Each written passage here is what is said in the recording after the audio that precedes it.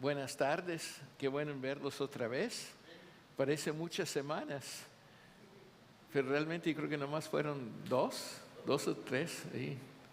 Bueno, qué bueno en verlos de nuevo, hermanos. Sigamos en nuestro estudio del libro de Lucas, aunque ya parece que se está acabando y estamos llegando al fin. Nos hemos dado cuenta que a través de la historia nosotros nos gusta mucho celebrar las ocasiones importantes con una comida de compañerismo y también de mucha alegría, ¿verdad? Lo vemos en las bodas, en los cumpleaños, en los aniversarios, graduaciones, celebraciones de días festivos como Acción de Gracias, Navidad y Año Nuevo.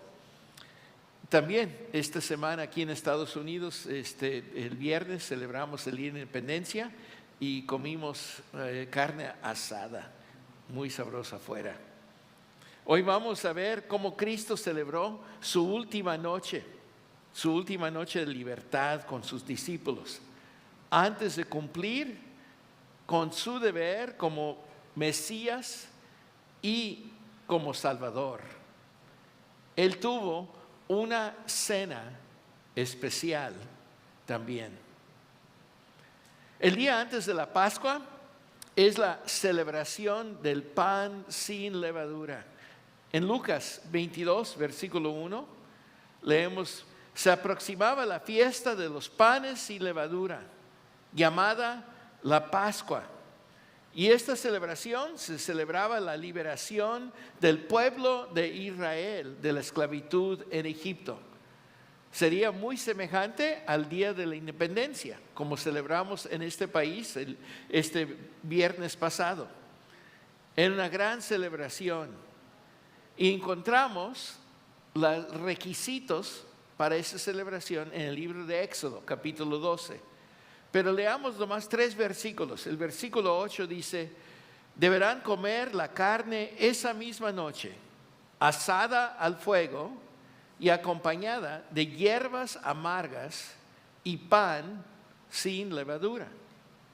En el versículo 11 dice: comerán el cordero de este modo, con el manto ceñido a la cintura, con las sandalias puestas, con la vara en la mano y deprisa. Se trata de la Pascua del Señor. Y en el versículo 14, este es un día que por ley deberán conmemorar siempre. Es una fiesta en honor del Señor y las generaciones futuras deberán celebrarla. Así es que en este día especial, en esta cena especial, se come un cordero o un cabrito sin defecto, inocente, no muy viejo, quizá menos de 1 año de edad. Entonces la carne está tiernita. Pero te imaginas, si eres tú el carnicero, cómo ha de doler un poco matar a un animalito chiquito, todavía animal que no ha crecido a ser un adulto. Y tiene que ser asado, que es decir, que se cocina rápidamente. Cada familia. También usaron hierbas amargas, ¿verdad? Que no tenían un sabor necesariamente muy delicioso. ¿Por qué? Porque esto les iba a recordar de sus años como esclavos. Y pan sin levadura. ¿Por qué? Porque el pan con levadura requiere bastante tiempo para que pueda crecer el pan, hacerse más grande en tamaño. Así es que ellos lo tenían que cocinar rápidamente y por eso no tiene levadura. Es un pan parecido a las tortillas, ¿verdad? de México y América Central. Todavía lo vemos en el pan en los restaurantes del Medio Oriente que tenemos aquí en este estado. El versículo 2 de Lucas 22 dice lo siguiente: los jefes de los sacerdotes y los maestros de la ley buscaban algún modo de acabar con Jesús porque temían al pueblo. Y esto ya lo hemos visto en otros capítulos, en otros pasajes. Ya de hace tiempo, especialmente cuando entró Jesús a Jerusalén, los fariseos y los sacerdotes querían acabar con Cristo. Es que las enseñanzas de Cristo desafiaban las interpretaciones y las prácticas religiosas de los fariseos. Ellos tenían un concepto muy distinto a que debería ser un reino. Cristo enseñó un concepto distinto de un reino a la de ellos. Porque Cristo no estaba enseñando que el reino de Dios iba a ser como el reino de César. Al contrario, iba a ser un reino muy distinto, con reglas muy distintas. Como hemos dicho, una constitución muy distinta. Y esto no les agradaba a los fariseos y los maestros de la ley. Y todo lo que Cristo estaba enseñando estaba desestabilizando el gobierno actual. Y ellos hicieron paz con los romanos. Por eso ellos pudieron retener sus posiciones sociales, sus posiciones políticas, y obviamente pudieron ellos seguir con su perspectiva religiosa. Así es que Él era una amenaza al bienestar de ellos, no del pueblo, sino de este grupo de élites encargados de la vida social, la vida diaria de Judá. Ahora ellos querían entonces acabar con Cristo, este revolucionario distinto. Ellos lo veían quizá como un celota. Un celota era parte de un partido político en esos días que quería tumbar el gobierno del Imperio Romano. Ellos lo iban a hacer a cualquier costo. También los fariseos no los querían porque ellos estaban desestabilizando el gobierno, el orden social de su país. Pero Cristo parecía que era una amenaza peor porque las multitudes lo seguían y lo creían. Y eso ellos no podían tolerar más. Ahora ellos se detuvieron para eliminar a Cristo porque era muy popular, como había dicho. Y ellos entonces estaban buscando una manera adecuada, una manera fácil para eliminarlo. En el versículos 3 al 6 dice: entonces entró Satanás en Judas, uno de los 12, al que llamaba Iscariote. Este fue a los jefes de los sacerdotes, a los capitanes del templo, para tratar con ellos cómo les entregaría a Jesús. Ellos se alegraron y acordaron darle dinero. Él aceptó y comenzó a buscar una oportunidad para entregarles a Jesús cuando no hubiera gente. Ahora, vemos aquí que Judas es controlado por Satanás para entregar a Cristo a los fariseos. Esto nos dice que Judas, aunque era parte de los 12, el grupo más cercano a Cristo, los discípulos, él no estaba totalmente de acuerdo con Cristo. Él no era sincero. Él tenía otros planes, otros motivos por seguir a Cristo.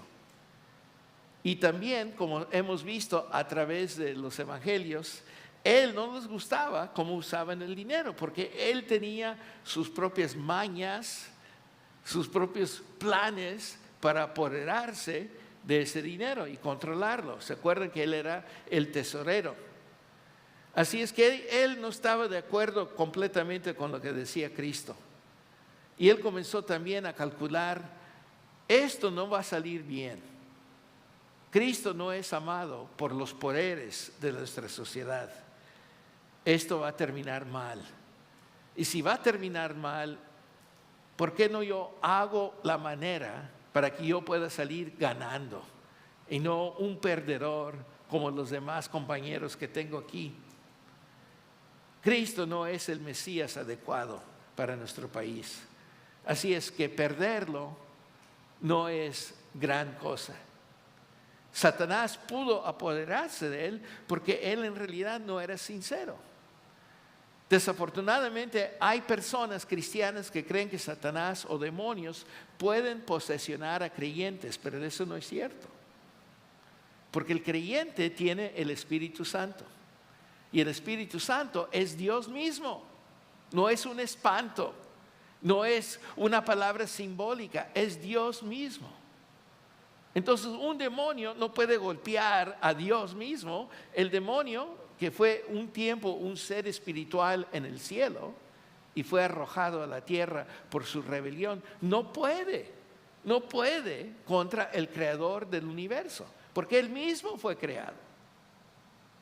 Entonces, ¿cómo es posible que hay creyentes que creen que creyentes pueden ser posesionados? Y es porque, como Judas, espanta a la gente y es una táctica para dominar gente en dar sus ofrendas y también su alianza, su confianza en ciertos maestros. También es una superstición entre latinos o también entre anglosajones. Y ellos saben que si apelan a esas supersticiones, ganan más seguidores. Ahora, por eso Satanás sí pudo entrar a Judas, porque Judas en realidad no había creído en Cristo. Y también Cristo nos dijo, el día vendrá en el día de juicio, que muchos se van a acercar a Él y van a decir, Señor, hicimos esto y lo otro por ti. Y Él que va a decir, apártense de mí, yo no los conozco. Y es algo penoso que en nuestras congregaciones, no importa qué tamaño sea, entre qué tipo de personas, siempre hay personas no sinceras que vienen por el compañerismo o el cariño que ofrecemos como creyentes, pero en realidad no son creyentes sinceros. Buscan una ventaja para su persona, serse miembros o asistir a la iglesia con frecuencia. Y no hay que ser sospechoso. Oye, ese hermano, el hermano Juan, no es verdadero, ¿verdad? Y comenzamos a chismear. ¿Okay? No lo estoy diciendo, pónganse paranoides. Pero ellos se rebelan fácilmente. ¿Por qué? Porque siguen los caminos de Satanás. Y los caminos de Satanás no es la drogadicción, el alcoholismo. Es más bien la envidia, los celos, ser egoístas, narcisistas. Es querer imponer la voluntad de uno sobre los demás sin oír otras posiciones o posibilidades. Eso es satánico. Y es que Satanás nunca nos atrae por la maldad. Ahora dice, pero pastor, tengo tentaciones. Es cierto. Pero el creyente sabe que tenemos una resistencia. Entonces nos atrae por nuestras emociones carnales, como la envidia, el celo, la discordia, la arrogancia, el decir que mi opinión es superior al tuyo porque así me antoja. Eso es pecado. Y es un pecado sutil, porque esa es la naturaleza humana, de imponer nuestros deseos sobre los demás. Y parece natural y parece sano, porque no andamos golpeando a alguien o insultándolo. Todavía es satánico. ¿Y cuál fue el pecado principal de Satanás? El orgullo. Porque él dijo, y lo tenemos en Isaías, se lo leí hace poco, él quiso poner su trono sobre las estrellas de Dios. Él se iba a encargar del universo. Él sabía más que el Señor, el Creador. Él sabía más. Eso fue su pecado, el orgullo. No que él golpeó a otros ángeles, que él se burló de la creación de Dios. No, él quería apoderarse de lo que Dios había hecho. Él quería tumbar la posición de Dios. Él se llenó de orgullo. Y hermanos, eso es satánico. La jactancia, el orgullo, la actitud de superioridad, de que uno sabe más que otro y que los demás le deben estar sirviendo a uno, no uno ser servidor de los demás. Y es lo que dijo Cristo. el mayor en el reino es el que sirve, el menor, no el mayor. Y él reprendió a los dos hermanos que querían estar a su lado derecha y su lado izquierda. Querían ser secretario de Estado, secretario de Defensa. Porque cuando Cristo iba a ir a pararse para hablar, ellos querían estar a sus lados, ¿verdad? Como sucede en la Casa Blanca, en la tele. Ese orgullo que vemos hoy en día es satánico, no es de Dios. ¿Cómo podemos apoyar una actitud satánica? Y por eso Satanás pudo entrar a Judas, porque es lo que él tenía en su corazón. Él sabía más que Cristo. Él sabía más que lo que él enseñaba. Él estaba buscando el bien de Israel. Para que Israel fuera grande otra vez, tenían que hacer las cosas de su manera, no las de Dios. Y por lo tanto se puso de acuerdo con los fariseos y los maestros de la ley. Y él dijo, es tiempo de acabar con este señor porque nos está estorbando. Y está estorbando mis deseos. Yo quiero ser rico. Y él está en contra de que yo me haga rico sobre la espalda de otros. Él no quiere que me aproveche, pero así funciona este mundo. Cristo no entiende cómo funciona el mundo. Y con razón Satanás se posesionó de él, porque ya tenía un vaso, un contenedor listo para recibir toda esa amargura y ese enojo que le llevó a él a ser un gran traicionero. Y por eso lo recordamos hoy como el gran traicionero. Pero hermanos, hay que acordarnos, no fue porque él quería golpear a Cristo. Él decía que él sabía más que Cristo. Su pecado era mucho más sutil de lo que a veces pensamos lo que es el pecado.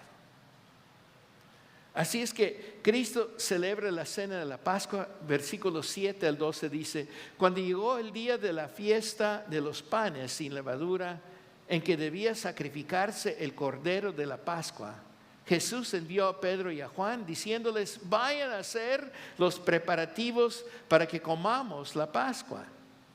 ¿Dónde quieres que la preparemos?, le preguntaron.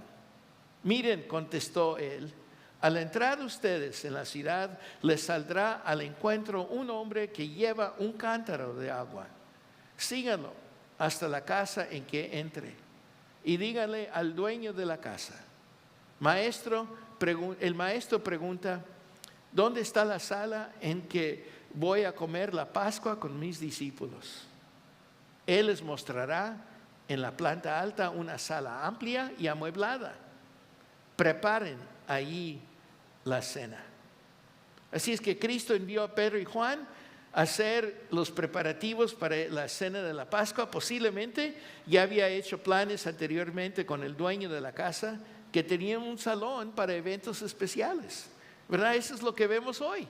Cuando tenemos una quinceañera, una fiesta de graduación o boda, vamos a un salón especial. ¿Ves cómo no cambiamos? Somos iguales como en esos días. Entonces van a ese salón que ya está preparado, que ya está apartado para la celebración, y Juan y Pedro se encargan a buscar la persona para que les esté asando su carne, preparando la comida. Y luego más tarde encontramos lo siguiente en versículos 13 al 16. Ellos se fueron y encontraron todo tal como les había dicho Jesús. Así que prepararon la Pascua. Cuando llegó la hora, Jesús y sus apóstoles se sentaron a la mesa. Entonces les dijo, he tenido muchísimos deseos de comer esta Pascua con ustedes antes de padecer. Pues les digo que no volveré a comerla hasta que tenga su pleno cumplimiento en el reino de Dios. Así es que él comienza la cena que conmemora la liberación de Israel de la esclavitud, su día de independencia de los egipcios. Y él les dice que esto va a ser la última vez que va a celebrar esta cena especial con ellos. Me imagino que los discípulos estaban asombrados, ya que esta cena es una costumbre anual, siempre se lleva a cabo, ¿verdad? Así como aquí en Estados Unidos tenemos nuestra cena de acción de gracias, no importa, aun si hay una pandemia, se lleva a cabo, ¿verdad? Igual los mexicanos con los tamalitos en Navidad, ¿verdad? Nunca fallan, porque los tamalitos siempre son muy sabrosos. Ellos estaban asombrados, porque ¿cómo es posible que no va a seguir? Aunque él ya les había advertido que él tenía que ser el último sacrificio de Cristo. Él iba a terminar la ley al cumplirla él mismo y aún él ser el último sacrificio. Entonces versículos 17 y 18 dice: luego tomó la copa, dio gracias y dijo: tomen esto y repártenlo entre ustedes. Les digo que no volveré a beber del fruto de la vid hasta que venga el reino de Dios. Así es que él toma la copa y le repite que no le iba a tomar más hasta cuando se estableciera el reino de Dios. Y es que ya estaba a punto de establecerse. En versículos 19 al 20, también tomó pan y después de dar gracias lo partió y se lo dio a ellos y dijo: este pan es mi cuerpo entregado por ustedes. Hagan esto en memoria de mí. De la misma manera tomó la copa después de la cena y dijo: esta copa es el nuevo pacto en mi sangre, que es derramada por ustedes. Así es que aquí Cristo explica que el pan y el jugo son símbolos. No hay que tomarlo tan literalmente como muchos lo han hecho a través de los años. Él mismo dice claro, el pan simboliza su cuerpo. Y Él va a ofrecer su cuerpo igual como los sacrificios que se hacían en el día del Pascua, por su propia voluntad, no a fuerza. Nadie lo está forzando. Él solo se está entregando para que Él sea este último sacrificio. Y Él les pide: sigan tomando esta cena para conmemorar lo que yo voy a hacer por ustedes. Y así como la Pascua se tenía que cumplir cada año, así también nosotros, los creyentes, como los discípulos, tenemos que recordar a menudo esta gran cena. Por eso lo vamos a celebrar esta mañana. La iglesia aquí le gusta conmemorar el sacrificio de Cristo una vez al mes. Está bien. Otros lo hacen no tan a menudo, otros cada domingo. No encontramos la frecuencia en que lo debemos celebrar en la Biblia. Entonces es según nuestro deseo. Dios nos da esa libertad, pero sí nos obliga a hacerlo. Tenemos que hacerlo y tenemos que recordar lo que hizo Cristo por nosotros.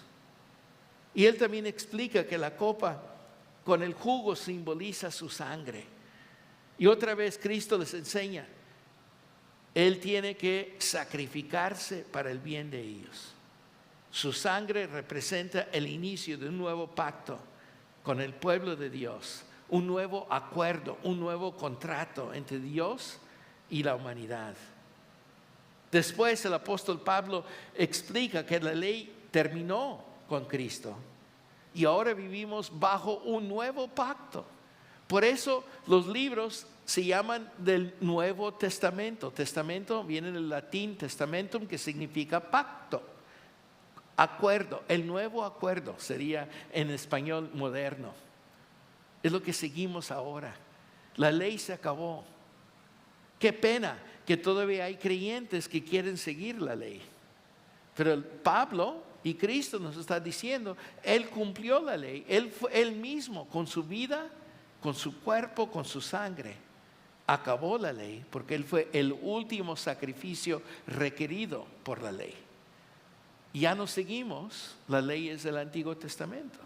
Nos sirve el Antiguo Testamento porque vemos cómo Dios obró con su pueblo para enseñarles a ser santos, para anunciar la venida de Cristo y para darnos consejo. Por eso tenemos los proverbios, Eclesiastés, los salmos. todavía son la palabra inspirada de Dios. Pero la ley, lo que encontramos en los primeros 5 libros, se acabó. Por eso no tenemos que limitarnos en alimentos o en ropa, ¿verdad? O las celebraciones que algunos quieren que volvamos a hacer. Que Cristo fue el último sacrificio y por eso la ley se acabó. En versículos 21 al 23, pero sepan que la mano del que va a traicionarme está con la mía sobre la mesa. A la verdad, el Hijo del Hombre se irá según está decretado, pero ay de aquel que lo traiciona. Entonces comenzaron a preguntarse unos a otros, ¿quién de ellos haría esto? Cristo les advierte que hay un traicionero entre los discípulos. Y aunque esto es un pecado crítico, ser traicionado, todavía está en los planes de Dios. Porque Él dijo que esto había sido decretado. Ahora, ¿quién lo decretó? Fue Dios. Y solo Dios es el que tiene el poder de decretar. Nosotros no. La Biblia no nos da a nosotros poder de declarar y decretar. Nosotros no tenemos esa habilidad. Esto surgió en los últimos 80 años aquí en Estados Unidos. Y esa doctrina falsa se difundió a todo el mundo, especialmente a la América Latina y a África. Y es que mucha doctrina falsa origina aquí en Estados Unidos, ¿verdad? Como los testigos de Jehová, los mormones, la iglesia del séptimo día y otras sectas que han crecido mucho, nacieron en Estados Unidos. ¿Y de dónde vinieron? De gente evangélica mal educada, mal enseñada. Y por eso es crítico que nosotros nos aferramos a la palabra de Dios y no a maestros carismáticos en el sentido que son muy llamativos, son muy como artistas de cine o de música que entretienen a la gente. Al contrario, debemos de seguir los maestros que nos enseñan paso por paso, quizá una manera aburrida, de la palabra de Dios. No los que son fanfarrones, no los que hacen espectáculos. Y por eso se ha creado en Estados Unidos tanta doctrina errada y falsa y se ha exportado a nuestra gente. Se asusta mucho de mis amigos americanos y afroamericanos porque yo les digo, nosotros como creyentes hemos exportado lo peor de nuestra teología al mundo. Y eso es una verdad, no es la opinión de Garza. Hay que solo ir a nuestros países y lo vemos. Es fácil. ¿Por qué dominan ellos? Porque se exportó de aquí. Y por eso tenemos que aferrarnos a lo que nos dice Dios en sus escrituras. No podemos hacer decretos, es solo Dios el que decreta. Nosotros no tenemos poderes mágicos.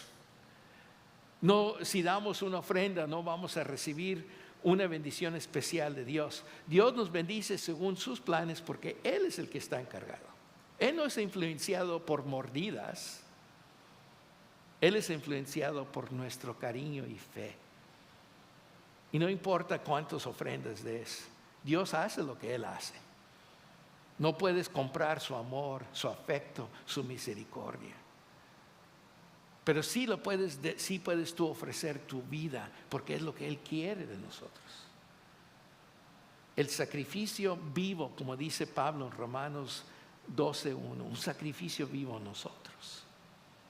Es lo que Él requiere. Sumisión completa a lo que Él enseña, no lo que nosotros queremos que Él haga a nuestro favor. Por eso suplicamos en oración. No declaramos. Por eso le rogamos al Señor en oración. No decretamos. Por eso lo buscamos. En momentos que nos apartamos o quizás deseamos ayunar para dedicarnos no a comer sino a buscar el alimento del Señor, entonces Él responde. no por medios físicos. Él no le importa la cantidad de nuestra cuenta bancaria o nuestro salario. Él lo que quiere ver es un corazón sincero. Y de comportarse de otra manera es muy semejante a lo que hizo Judas. Entregó a Cristo por unas cuantas monedas. Compró, según él, la voluntad de Dios, que es completamente errado, hermanos. Así es que la razón por qué seguimos celebrando esta cena de conmemoración es porque Cristo ordenó a los creyentes que debemos de celebrarlo. Lo hacemos en obediencia porque estamos dando nuestra gratitud por lo que Él hizo por nosotros. 1 Corintios 11, 26. Cada vez que comen este pan y beben de esta copa, proclaman la muerte del Señor hasta que Él venga. Esto es parte de nuestro evangelismo. Esto es parte de anunciar a los demás que tenemos gran pasión por el Señor.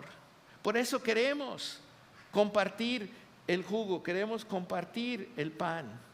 Y lo que me acabo de dar cuenta, no tenemos el pan, nomás tenemos el jugo. Sí, está por debajo. Sí, hay dos vasitos.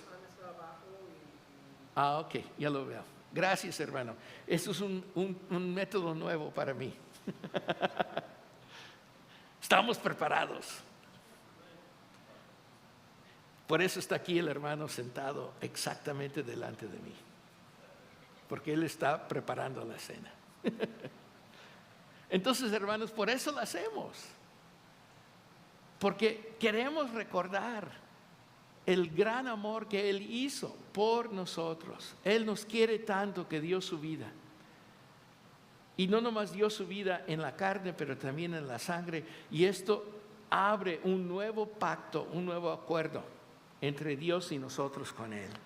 Y por eso no es coincidencia que Cristo celebró esta cena durante la fiesta del pan sin levadura. Porque Cristo también es un sacrificio inocente, así como está descrito en el libro de Éxodo.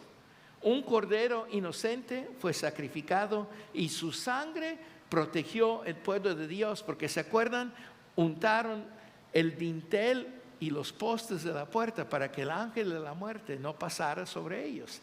La sangre del cordero salvó a los israelitas del castigo permanente de Dios, que es la muerte.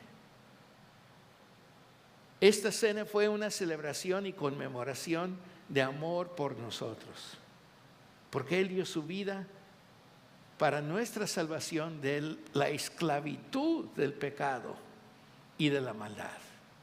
También celebramos nuestra independencia de seguir los impulsos de nuestra carne, de que Satanás no tiene poder sobre nosotros. Y nunca podrá un demonio que siga a Satanás posesionarnos. No porque tomamos la Santa Cena, sino porque hemos puesto nuestra fe en Cristo y el Espíritu Santo viene y mora en nosotros. Así es que si somos creyentes sinceros, no hay que temer que seremos como Judas, que va a entrar Satanás a posesionarnos. Lo que sí debemos de cuidar, estamos caminando en santidad. Nos estamos transformando. Y por eso mucha gente hoy en día sigue los falsos maestros, porque nos enseña muchas veces que al entregarnos a Cristo, al tomar del jugo y del pan, estamos declarando que somos nuevas criaturas. Ya no podemos ser iguales. Dios obliga a que cambiemos nuestro carácter, nuestro comportamiento, nuestras actitudes. Debemos poner a un lado al celo, la envidia, el enojo, la amargura, la arrogancia. Todo eso es satánico. Y tenemos que cambiar a ser personas no nomás agradables, sino con el deseo de resolver dificultades. No inmediatamente estallar una guerra, estallar un conflicto. Y iglesias sufren hoy en día tanto el conflicto interno, porque la soberbia, la arrogancia rige. Y yo entiendo, la cultura promueve la soberbia, la jactancia y el orgullo. Pero tenemos que resistir lo que la cultura nos enseña y nos anima a hacer. Y es lo que significa tomar la Santa Cena, que ya no somos iguales. Hemos sido también liberados de la esclavitud del pecado y la maldad por la sangre del Cordero de Cristo. Y así como los judíos fueron también salvados por la sangre de los corderos inocentes que pusieron en los postes y dinteles en las entradas de su casa. Miren lo que dice Éxodo 12 del 7 al 13, el 7 y el 13. Tomaron luego un poco de sangre y la untaron entre los dos postes y en el dintel de la puerta de la casa, donde comían el cordero. Y el 13, la sangre servirá para señalar las casas donde ustedes se encuentran, pues al verla pasaré de largo. Así que cuando hiera yo de muerte a los egipcios, no los tocará a ustedes ninguna plaga destructora. Y es lo que nos pasa cuando la sangre de Cristo nos cubre y lo recibimos como nuestro Salvador, cuando nos dedicamos a vivir como Él quiere que vivamos. Esa sangre nos cubre y un demonio no nos puede atacar. Un ser espiritual no puede dañarnos. Nadie puede poner una maldición sobre nosotros. Y también se ha cortado maldiciones que quizá existieron en nuestra vida familiar. Hay una enseñanza mala que necesitamos liberación de esas maldiciones. Bueno, hermano, no, sí es cierto, pero lo recibes en el momento que recibes a Cristo como Salvador. Todas esas maldiciones son cortadas. No tienen que gritar al pastor: libérame, pastor, y ora por mí para que ya no me persiguen los demonios de mi familia. No tengo que hacer eso, ya está hecho en la cruz. Pero no sentí nada, no sentí escalofrío, no sentí un temblar en mi estómago. No importa lo que sientas, esto es un hecho. Y qué bueno que no sientas nada, que significa que Dios te ha protegido. Es solo tú apoderarte de ese conocimiento y decir: gracias, Padre, que tú has salvado, me has protegido de los poderes diabólicos que existen en este mundo. Perdóname, Señor, que todavía lucho con mi carne, todavía sufro porque mi carne me dirige a hacer el mal, pero yo quiero ser santo porque yo te alabo por lo que tú hiciste por mí en la cruz. Por eso no sacrificamos a Cristo de nuevo cuando tomamos la Santa Cena, sino agradamos al Padre, le agradecemos por enviar a Hijo, porque su Hijo nos rescató de nuestros pecados, nos sacó de la esclavitud del pecado. Hebreos 9, 25 y 26 dice: ni entró Cristo en el cielo para ofrecerse vez tras vez, como entra el sumo sacerdote judío en el lugar santísimo del templo cada año con sangre ajena. Y la sangre ajena es de animalitos, de corderitos. Si fuera así, Cristo habría tenido que sufrir muchas veces desde la creación del mundo. Al contrario, ahora, al final de los tiempos, se ha presentado una sola vez y para siempre a fin de acabar con el pecado mediante el sacrificio de sí mismo. Por eso, hermanos, esto no es la salvación de ustedes, tomar un líquido y un panecito. La salvación de ustedes viene por un acto físico que se hizo en la historia hace casi 2000 años. Y ahora nomás conmemoramos, reconocemos, celebramos lo que Él ya hizo por nosotros. Esa cena no tiene poderes mágicos. El poder que tiene es que nos recuerda del poder de Cristo, que ya hizo por nosotros. Es más bien una cena recordando lo que ya se hizo en el pasado, pero todavía tiene efectos en el presente. No se engañen.